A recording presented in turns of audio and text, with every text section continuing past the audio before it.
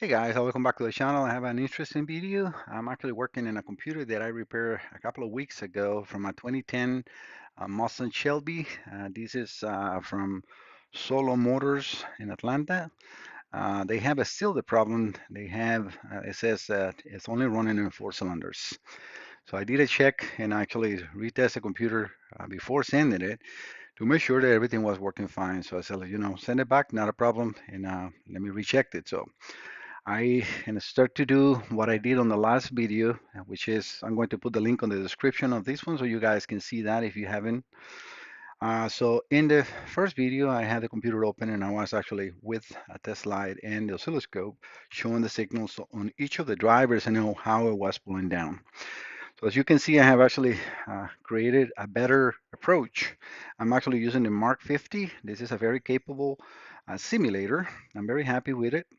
And it's very small footprint, very modular because I can remove components that I don't need. In this case, I have everything connected, like as far as injectors and coils. It's 8 injectors and 8 coils. I have it here. I got the cam and crank sensor signals, which are being injected by this simulator specifically for this car.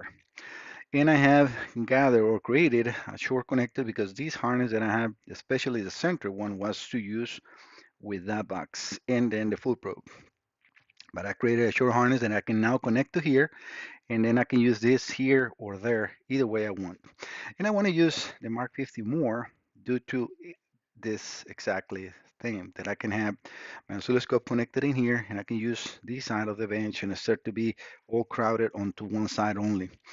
I also have my own cluster connected. As you can see, the test light is off with my own key and my own transceiver. This vehicle uses the PAD system, which is the immobilizer system on the instrument cluster. So all I need to do is perform PCM reset, and he's going to have to do the same thing, or they have to do the same thing when they get the computer back in order to let it run again, because I cannot do it for them because I don't have their cluster. So what I have now done, because they have problems and they injectors, or not injectors, the coils on solenoid 1, 2, 3, and 4 are the ones that are not working. And I have actually um, focal this, so you can see that. By the way, if you have any computers or instrument cluster that you need to send for repairs, this is my website, Mike Salazar Diagnostics. My name is spelled M-A-I-C, but it sounds as Mike.com. All right, so you need to do is go in here, and then I'm going to put the name on the title of this video so you can copy and paste it in there. If you get here, you can click on this box that will download a form for you to fill and add in the box with the module or modules. If you want to send me an email, which I really preferred, if you start that way, you click in here to email us, and that will open your email browser with my email ready to go. I have also added in here my telephone number, my email, and then you have the shipping address for the modules to be sent. All right, let me get into the information first. All right, so that's the incorrect car. Let me get to that. Second visit right here. And then we have the faults. So the faults that they're getting are for coil A, C, D, also G, and it says pending A, C, D, G. If we go over to the wire diagrams, and we need to, we'll want to see which ones are those. So A, C, D, and G. So will be 1, coil 7, C, D, coil 2, and coil 4. So 1,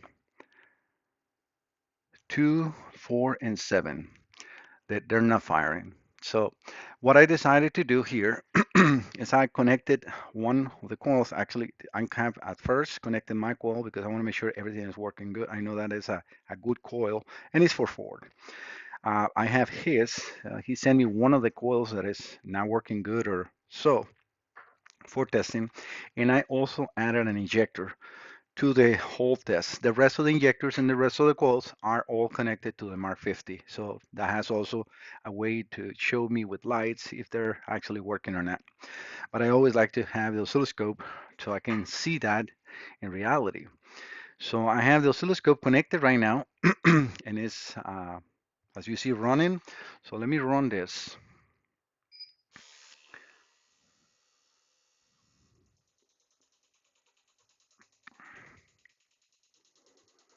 So I just want you to hear this.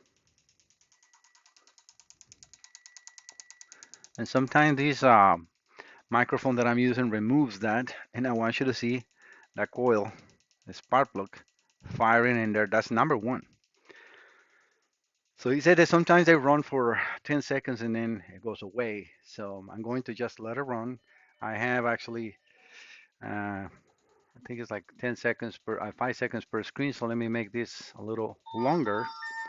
So right now I have, let me see, I'm going to put 1 second per division. So right now we got 10 seconds per screen or so to see if any of the signal goes away. You can see the spike on the coils is very high. I have on channel 1 and 2, 200 volts, because those signals are going very high. Yes, we still got coil firing, and I can hear this injector firing, so I'm not losing any of that. So yeah, this is more than 10 seconds. It's like 3 screens, and then for the amount of information that I got, I can only record 2, but it's already been 4 times. And I can now come and do a zoom. Probably gonna put a less, yeah, it's still there. So I just want you to see closely the injector on the green channel and then the coil on the blue channel, which I should probably put an attenuator because that spike, it looks like it's reaching higher than that. But that's just the way that is actually looking, and the spark is jumping. We can see the coil saturation in here, and then the command, that's just the way fours are. But we can see the burn time in here is lean because there's no fuel, so that is normal. So let me pause the video 1 second, and I'm going to put his coil to see what it does. Again, I'm going to turn this off. And even though this is still running, I am getting the photos that he is actually seeing. I have my scanner connected in here because I want you to see that. I know I can put, all this into the screen, but TVR is not working really well today. So a paid app is like $1,000 a year, and it's worse than it's for free. I'm going to erase the codes. I'm going to go into memory codes before we run it again. I'm going to run it with my own coils and everything, and you see that we have no coils faults in here. So I'm going to run it one time more with us in coil.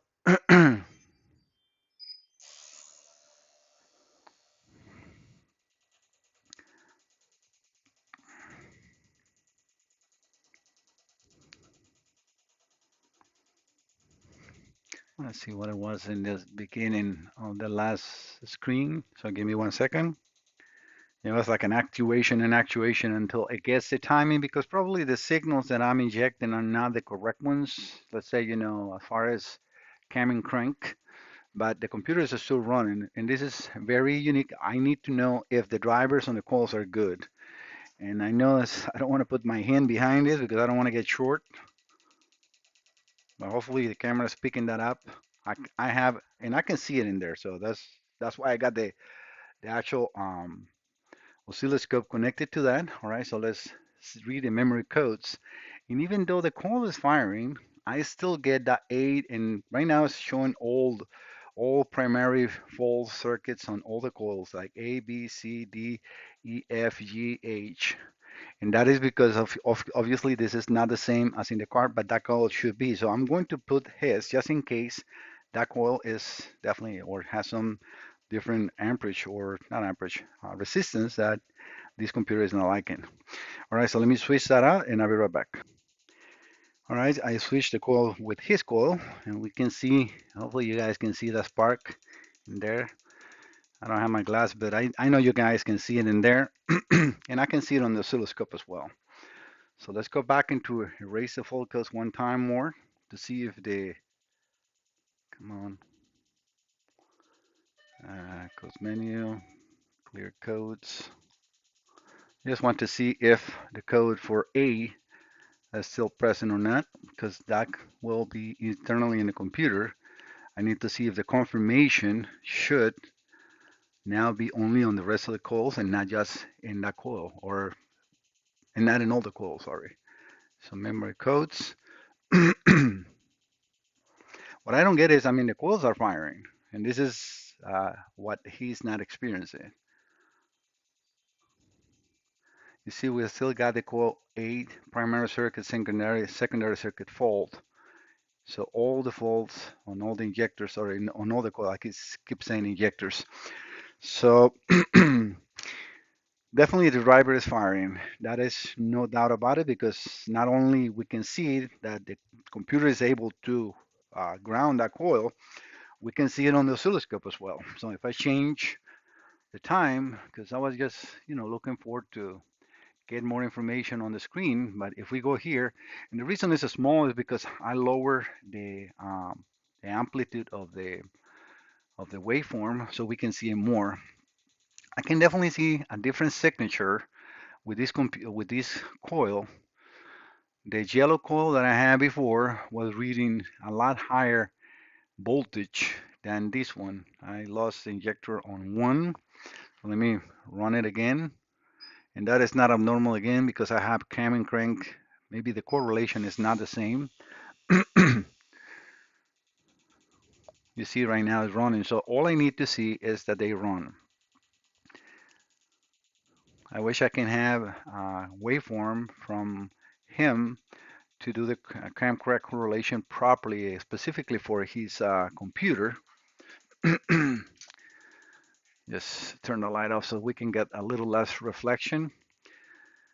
But I can definitely see no issues. Right now we're getting a multi-strike on the coil, and that is just what it's doing, the computer itself, based on RPMs and so.